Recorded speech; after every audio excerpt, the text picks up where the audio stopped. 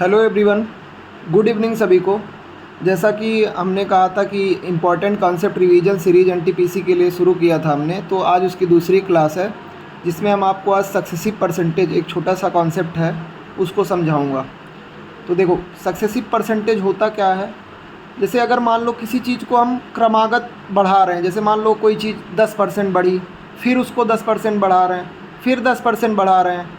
अगर कंटिन्यू हम बढ़ाते जा रहे हैं या किसी चीज़ को कंटिन्यू घटाते जा रहे हैं तो उसे ही हम क्या बोलते हैं, सक्सेसिव परसेंटेज। जैसे मान लो कोई चीज़ आपके पास 100 थी, अब उसको आपने 10% बढ़ाया। अब जब 10% आप इंक्रीज करोगे तो कितना हो जाएगा, 100 का 10% कितना होता है, 10, कितना हो जाएगा, 110। अब नेक्स्ट टाइम जब आप 10% फिर बढ़ाओगे तो वो 100 पे नहीं बढ़ेगा, वो बढ़ेगा किस पे, 110 पे। अब यहाँ से 10% फिर जब इंक्रीज करोगे आप तो 110 का 10% कितना आएगा, 11। ये हमारा कितना हो गया, 121। अब देखो, सक्सेसिव परसेंट निकालने का दो तरीका है। एक तो है कि आप फॉर्मूले से निकाल सकते हो, दूसरा है आप रेशियो से निकाल सकते हो। लेकिन हर जगह ना फार्मूला काम कर सकता है, मतलब फार्मूला तो हर जगह काम कर सकता है, लेकिन रेशियो वाला आप हर जगह नहीं यूज कर सकते हो। देखो, जैसे मान लो अभी आपको दे दिया गया 10% और 10% का सक्सेसिव निकालने को, तो सक्सेसिव परसेंटेज का फॉर्मूला क्या होता है, सक्सेसिव परसेंटेज का फॉर्मूला होता है A + B + AB अपान 100। अब देखो, A की वैल्यू 10 है, B की वैल्यू 10 है, तो 10 + 10 + 10 × 10 बटे में 100 कितना आ गया, 10 10 20, और ये कट जाएगा, कितना आ गया, प्लस का 1, मतलब कितना आ गया तुम्हारा, 21%। अब इसी को अगर हम रेशियो मेथड से करें तो रेशियो मेथड से कैसे करेंगे। जैसे मान लो कह रहा है 10% बढ़ रहा है, तो 10 से कितना हो गया, 11। फिर 10% बढ़ रहा है, 10% पहले बढ़ा तो 10 का 10% 1 होता है, 10 से कितना हो गया, 11।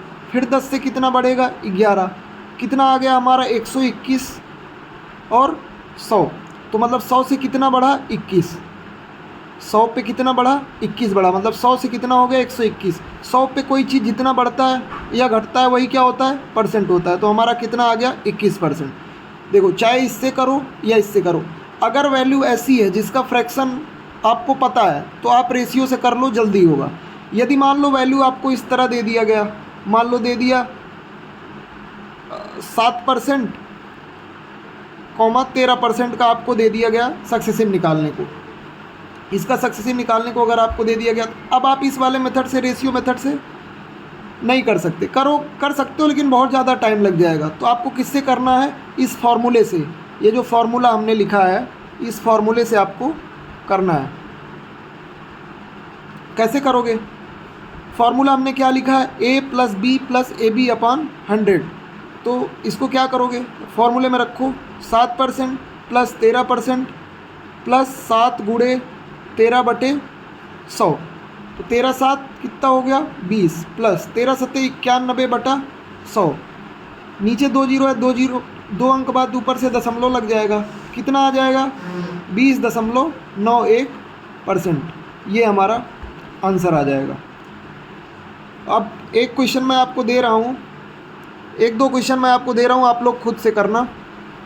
जैसे मान लो आपको दे दिया गया 25% और 40% का निकालने के लिए, इसको निकालना आप। दूसरा मान लो आपको दे दिया गया 13% एंड 11% का। एक कॉन्सेप्ट छूट गया, इसको भी देख लो। कोई ज़रूरी नहीं है कि हर बार बढ़ेगा ही बढ़ेगा। मान लो आपको दे दिया, कह रहा है कि एक साल 10% कोई वैल्यू बढ़ी है। मान लो कह रहा है कि पहले साल कोई वैल्यू 10% बढ़ी, बढ़ने को हम ऊपर एरो से दिखा रहे हैं। और मान लो दूसरी बार कह रहा है कि 10 नहीं, मान लो 25% कह रहा है नेक्स्ट ईयर घटी। अब इसका कैसे निकालोगे, तो कोई चीज़ घट रहा है मतलब वो क्या हो रहा है, निगेटिव में जा रहा है। फार्मूला सेम रहेगा, A + B + AB upon 100। A की जगह 10 रखोगे, B की जगह क्या रखोगे, 25।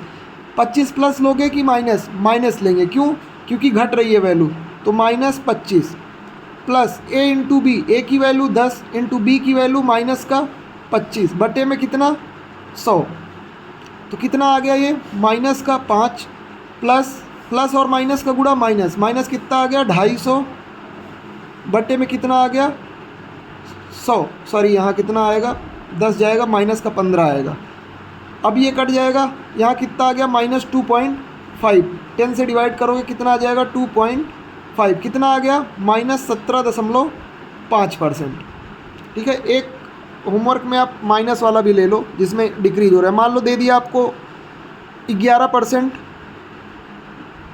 -7% का सक्सेसिव। अगर आपको वीडियो पसंद आई हो तो लाइक करना और सब्सक्राइब करना। धन्यवाद।